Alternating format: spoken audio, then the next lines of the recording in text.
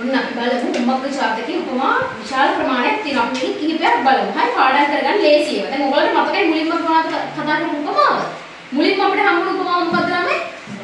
සාල්ලක ලාලා පාතට බානා කෙනෙකුන් මෙන් කේවට බමුණා හිස වර්චස් පිටක් කියලා. එහෙනම් අපි ලියාගමු බලන්න ඕනේ.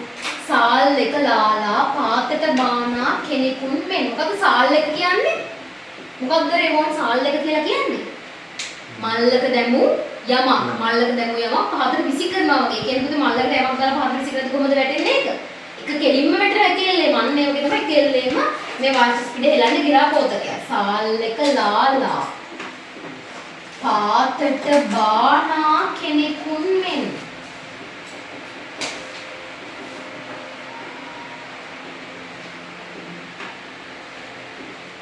කේවට බමුණා හිස වර්චස් පිටක් හෙලා.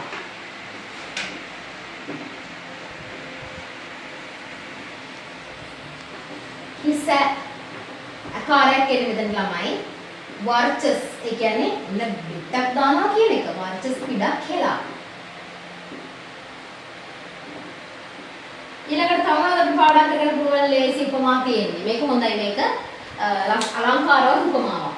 ඒ රජුව කොහමද කෝප ගන්නේ?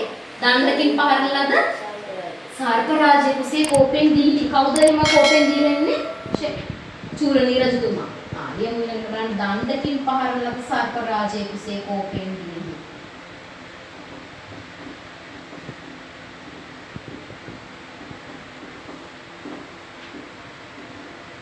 සර්පෙකුත් නෙමෙයි සර්ප රාජයෙක්.